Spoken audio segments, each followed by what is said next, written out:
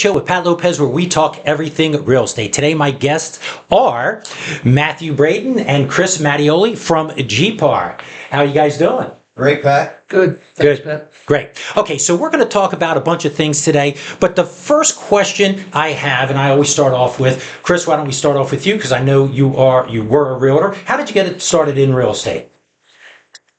I started out on the appraisal side of the industry, oddly enough. I think that's how we first met. Okay. I was doing some appraisal work, and I wanted to pursue the sales side of it. I was beginning to become an investor, or at least exploring the idea of becoming an investor, which led me to get my sales license, which started out at a small boutique style shop in South Philadelphia. Shout out to Alpha Realty Group, Mike and Joe.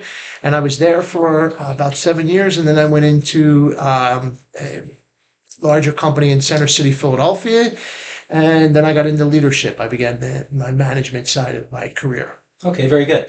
And now, Matthew? Matthew? Yeah, you can call me Matt. Perfect, Matt. Okay, so how did you get started in real estate? What's your story? So I took a different path.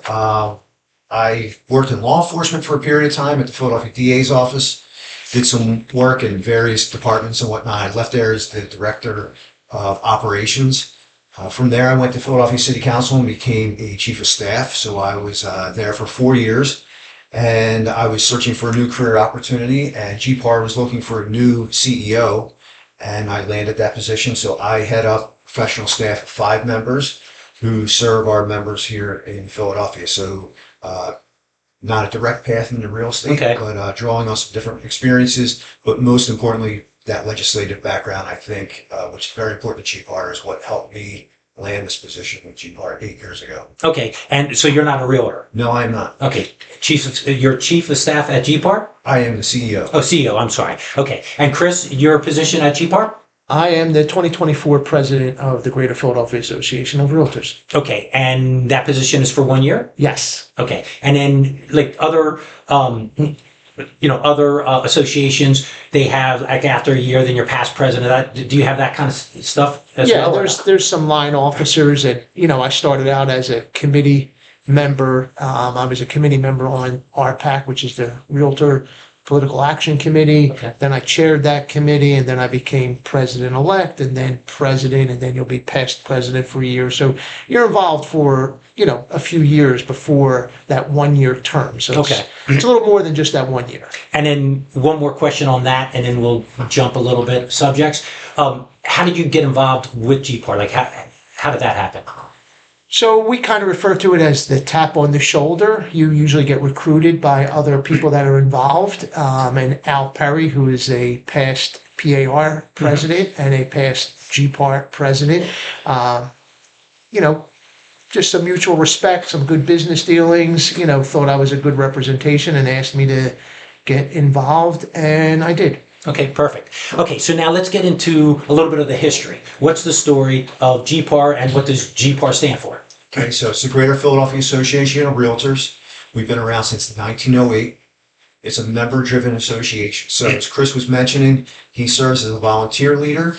I'm part of the professional staff of 5 folks. So we work with our volunteer leaders to guide the association. So we are here as a trade association. We're here to make an impact. It's a nonprofit organization, and it's withstand the test of time. As you can tell, 1908, it's 2024. We've been Right. around for a little while. And what we do is we have committees, as Chris was touching upon, that are focal areas of the real estate community that are important to us, important to consumers, important to our members. And so we work with those committees to chart out the vision, the next steps, things that are threats, things that are opportunities for our association. So we work very closely with one another. And we're very fortunate to have Chris this year as our president, because it's a pretty challenging year. Perfect. Okay, so now, what are the benefits? Why, if I am a realtor, why would I be joining GPAR? And I know you could probably spend about 45 minutes on everything, but just some of the highlights, bullet points of some of the biggest benefits. So I think the key thing here is I like to use the word organized. This is organized real estate. Think about it, if everybody was kind of going in their own direction, saying their own thing, going off on their own tangents, we would probably get nowhere fast. So the fact that you have a coordinated and organized approach really allows for the raising of professionalism, for there to be organization so that consumers are having good outcomes, that there's a voice out there to represent our goals, our objectives. Go ahead and look at where GPAR is at just in terms of the city. Right. We're 2 blocks away from City Hall, and that is by design. Because city council and the mayor's office, they care about real estate. It matters a whole heck of a lot to them. So one of our staff members is the director of government and public policy, and that's Brittany Baker-Short. And Brittany is down there in City Hall every single Thursday when city council's meeting. And when she walks into the room, they know that that is GPAR. Right. And that's one of the things. It's that organization of having that voice, having that stature and having that position in City Hall, because if you don't have a seat at the table, then you're on the table. So really quickly, that's one of the big things that we do is legislative work. We also do education, which we're in a renewal cycle. Right. You guys have a renewal deadline at the end of next month. One of the things that we're offering over the next couple of weeks is free continuing education opportunities for our members. So you can fulfill the one required class by the state board, and then the other one is an elective. So it's just another example of some of the opportunities that we provide to our members is giving them education to raise their professionalism, as well as to take care of some of the requirements. And then in addition to that, we also provide tools and services. So like a DocuSign. You get that for free if you're a member with us, whereas if you have to pay out of pocket, that's at least $20 a month. Bright MLS, by virtue of being a member with us, you get a discounted rate. You're saving yourselves at least $200 a year. Okay. So there's a number of different benefits that we provide, but there are a couple of the high top ones. Okay. And you mentioned that you're in City Hall and you're, always looking out for the best interest of Philadelphia and realtors in general and real estate. So is there anything out there that should be a concern, or are you fighting for, or is it a quiet time as far as that is concerned? It's a time of sort of uncertainty. At the end of last year, there were elections, and during those elections, all city council and the mayor's office were on the ballot. Our association was heavily involved in that election process. We back candidates, we raise money for a PAC, we interview those candidates, and then we go ahead and we decide, hey, who is going to be a realtor champion? Who is going to understand private property owner rights? And based upon those conversations, we go ahead and decide, hey, I think this would be a great candidate to have in council or mayor's office. One of our members, Alan Dom, he ran for mayor. We backed him in a big way. Right. There were other council members that or challengers running for an open seat, maybe, that we backed. So what does that mean to where we are right now in April? And that is, we're trying to figure it out, because these new council members have different approaches and they have different ambitions. I'll tell you what, though, there's some things to be very mindful of. Rent control is probably going to be something that is going to be an issue that is going to get hot in city council. Yeah, and I was going to sort of mention something like that, not so much the rent control part, but the biggest issue I always hear is evictions and people not paying. I mean, that is a thorn, and there's been so many people say, you know what, I sold my property, I can't take it anymore. I mean, that is definitely an issue, but continue about the rent control and everything. So Pat, it's a tough climate to be rental property owner, and particularly if you go ahead and you look at some of our members. Our members do not necessarily have a 401k. They have real estate. They have a couple of duplexes, and that's their retirement plan, and it's a good, strong plan. However, having those properties here in the city, it's really difficult. And in city council, they sort of have drawn up this caricature of a rental property owner, and they think everybody's getting rich quick and that they're the worst landlord on planet Earth. So what we do is we go in there, we try to explain to them, hey, vast majority are mom and pops. Right, 100%. They're regular people, and they're good people, and they're trying to do right by their tenants. But not all just like it can't be both ways. It can't be that all tenants are perfect and all landlords are terrible. No, without question. So we have to go ahead and talk to them about those things, and try to educate them and try to hit them with the numbers. But also too, we partner up with other stakeholders like the Apartments Association of Pennsylvania, HAPCO, BIA. You know, we have a coalition of folks that we try to work together. We try to help educate our fellow stakeholders, and then we go to work and we try to educate city council members about what the potential unintended consequences of some of their actions might be. So let's jump back into that rent control part, because that's something that I think a lot of realtors / investors, which a lot of the realtors are investors, because I'm 100% in that field. You know, I own a couple properties, and exactly what you said. Hey, I'm not really familiar with 401ks and all that kind of stuff and investing, but I understand real estate because that's what I do day in and day out. So what is your thoughts or what are your worries about rent control? You see some of the city council people, you know, talking about that. Is that what you're saying? Well, yes. So there's been a change. Some council members who did not get reelected were more favorable to us on these types of issues, and then things have kind of, I guess you could say, they've swung a little bit left. Right. And so part of this is the fear of where does that go? And I think part of this is we're going into the unknown as it relates to that. And so we just have to continue on with the discourse. I think one of the cool things that we have is when our folks become a member with us, it's a 3-tiered membership. It's the National Association, the Pennsylvania Association, and then us, the local association. So should something come into city council, we're going to work with our partners on the state and the national levels to help us out, because we're not alone in this. There are other cities that have faced this. And if you go ahead and look at those other cities that have implemented rent control, it has shown and proven to have, quite honestly, the exact opposite effect of what was the desired outcome. Right. So we're going to draw on our partners that we have to go ahead and start doing the education battle on that, to talk about where it has failed and why it has failed. And I think we're just going to have those conversations, and we're going to have to marshal our resources. But I don't know that that's going to happen. No legislation has been introduced on that. But it's just one of those things. You put your finger up in the air and you kind of get the sense like there's probably something brewing. Right. Well, the big thing is the squatter rights that's been in the news lately, and they show other states. I think Washington State at first has been there for 2 years, and on and on and on. And you know, the craziness, you know, with all that. So it's 100% an issue. You have to remember too, I mean, realtors are focused on building their business and servicing their clients.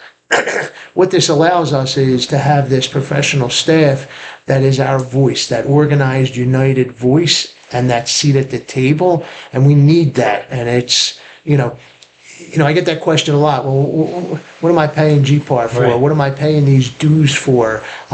When these things do come up that Matt's referencing, there's massive movement in email blast campaign, educating our membership, and then having our members educate other consumers and their client base, because we not only protect what we do or try to protect what we do, we also, our main objective is property ownership rights. You know what I mean? For everyone to have that opportunity. It's the biggest opportunity for generational wealth, right? The transfer of that is in home ownership. And that's something that's very, very dear to what we're trying to perform or hold ourselves to. Okay, perfect. So let's jump subjects real quick.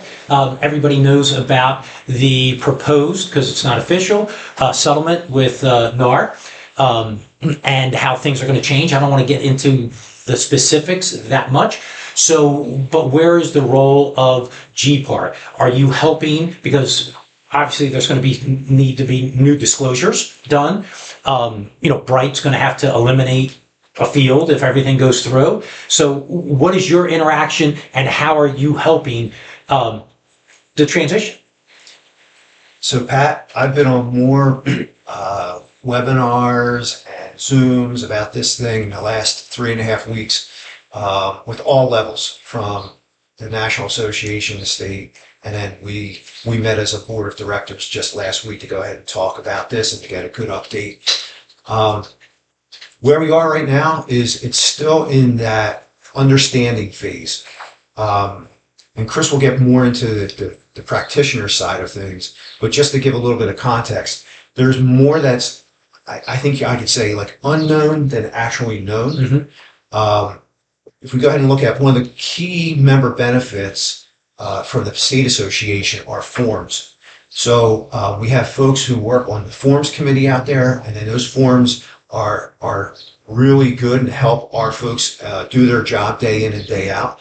Right now, PAR is assembling a work group that's going to go ahead and look specifically at the forms as it relates to the language in the settlement. And right now, they've identified a good half dozen forms that may be impacted by that. So they're going to be getting their nose down on the ground with that and doing their process. Now, do you have any idea of when that would be rolled out, or you don't have an idea? Obviously, the goal would be July if everything goes through, right? Everything that they say to us is mid-July, late July. Okay. Yeah, and you got to remember, there's a lot of noise and sensationalism with this, and it always amazes me how quick people are to gravitate to non-licensees messaging about this. If you should be listening to anyone, it should be somebody who is a real estate licensee, or better yet, hopefully a GPAR member, because that's where the reliable... Is that a shot towards me? Absolutely. Is this thing on? Absolutely. No, listen, majority of the people out there are, intent on doing good for others, right? I'm not going to take that for granted, but I think, opportunists seeing, that clickbait and just how can I sell a product or sell a resource to someone, when in reality, none of these things are definitive yet. There's a lot of conversation happening about how to deal with these things on a lot of different levels, depending on what goes through and what doesn't. And, it's become pretty much a daily, multiple times a day conversation for me as the president, but as a manager in a real estate office dealing with the client base that we deal with. So we get those questions a lot. They're going to continue to come. I am extremely confident in how we're going to perform and hopefully raise the level of professionalism of what we do. So I'm excited for the opportunity to do better and to grow. Now, Chris, I ran into you about a month ago, and your hair was jet black. And I had full hair. Okay, so right now you're on a bunch of phone calls. You're dealing with now. Who actually does the forms? The legal team, or is it PAR, or who? So the Pennsylvania Association of Realtors has a team of attorneys in-house. Also, they have outside counsel. So they've been working together, or they'll be working together with practitioners who volunteer and work on the various committees. And from Philadelphia, we have a couple of folks, two past GPAR presidents. We have Heather Patrone-Shook and Jake Markovitz. They both sit on that committee. And that's some tedious stuff where they're looking at commas and the word and how that impacts things. Right. So we have folks that are really skilled at not only how does it work out in practice, but then also to trying to get it legally fine-tuned and dialed in. Yeah, I think it's a great point and a great question, and I would want that messaging to get out to our members in that, you guys all have direct feedback opportunity to change. And there's local members. We go to the state meetings. I was in Hershey 2 weeks ago. I was in Harrisburg a couple of weeks before that. Everything that happens is grassroots from our members. So I hate when I hear a member talk about, there's some, person in the closet doing all this stuff. There's someone behind the doors. To Matt's point, you've got a legal team, an inside legal team, an outside legal team, and experienced members that all sit together and comprise that forms committee, and they make changes annually if necessary. There's a rollout of that. There's education around that. And there's going to be some changes to forms, as you mentioned earlier, to make sure we're practicing the way we should and in line with any restrictions that may come about. Okay, and now with Bright, are you working with Bright, or is that just a completely separate thing for them, or is there more to it other than taking the field away? So one of the things that we're involved with Bright, we're a shareholder in Bright. Okay. And that is why our members get that member benefit of the reduced subscription rate at about $200 a year.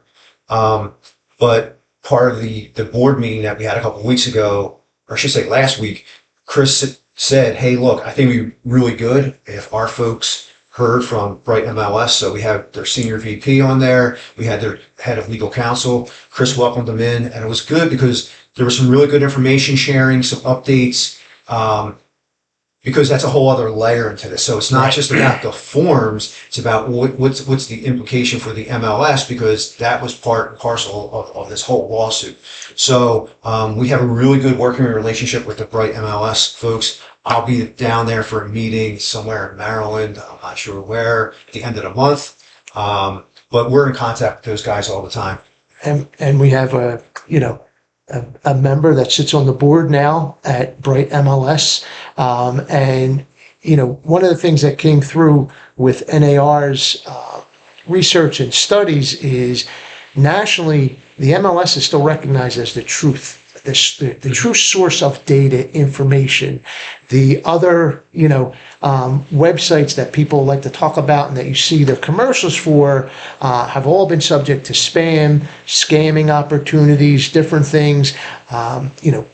Compliance is a big part of what Bright does, sometimes to our membership's dismay at times. But the reality is that holds our data source at such a high level, and it's being recognized by the consumer. So it's a big part of what we do. And then all those other sites draw the information right from the MLS, which would be Bright. So they're getting the information, from Bright or whatever MLS. Right, but they pull in that one piece of they pull in that certain funnel of information, but they're not filtering out the other stuff that's coming in where Bright is very compliant in how they're presenting that information. Okay, so what should your members, because this goes out to about 4,000 people, mostly realtors, what should they know about?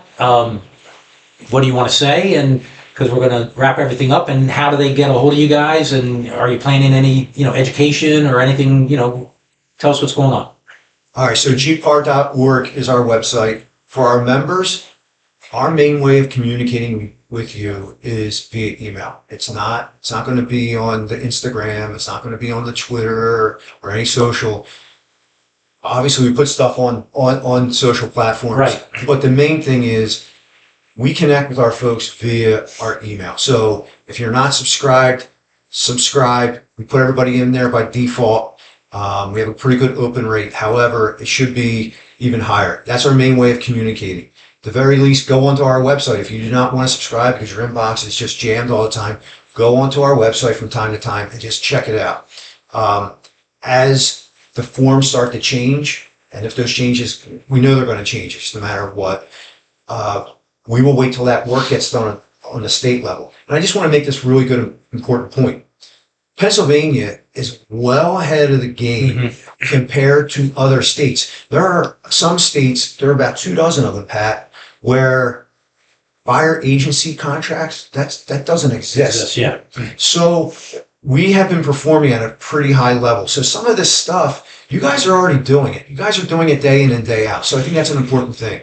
But just going back to your question, Pat, got to stay informed. Got to follow what's coming out of PAR. They've just listed, it's a blog, post 5 days a week. It's a great member benefit. Keep an eye on on your inbox for messages from us.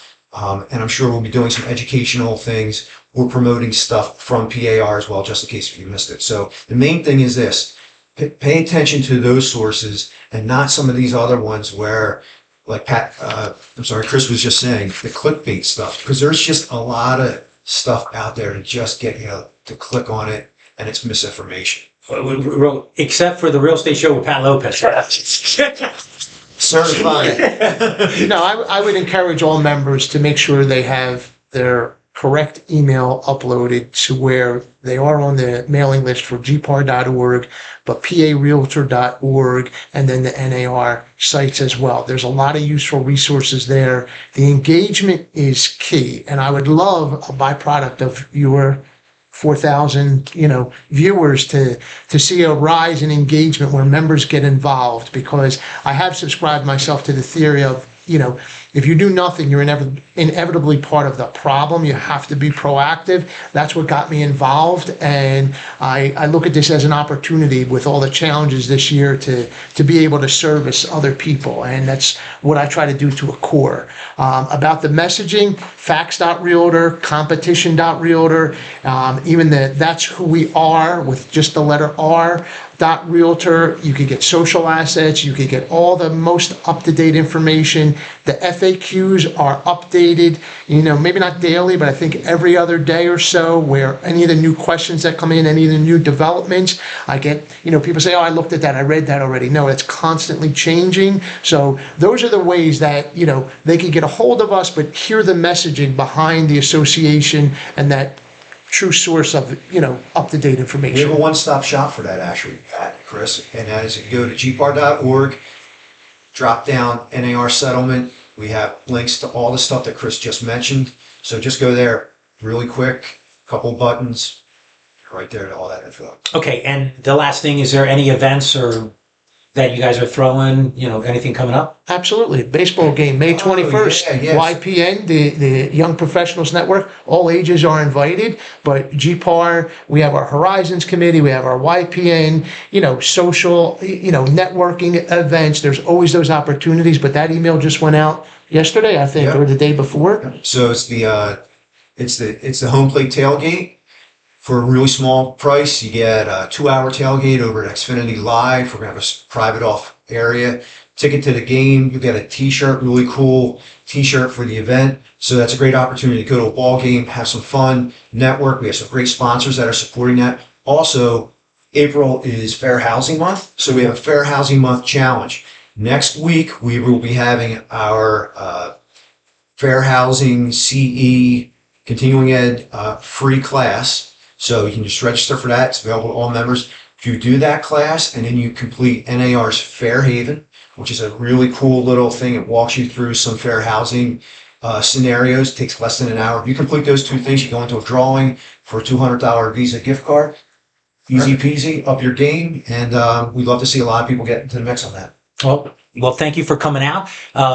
I know I talk every day to realtors and they want as much information as possible. And I thought, who better than GPAR come out? So Chris, thank you very much. Matt, thanks for coming out. Really do appreciate it. And that's the Real Estate Show with Pat Lopez, where we talk everything real estate. Be sure to subscribe to the show and follow the show on Facebook and Instagram. And please leave a comment. Tell me things you like, you don't like, and some topics you'd like me to cover in the future. Remember, this show is everything real estate, no limits. Hope you enjoy the show.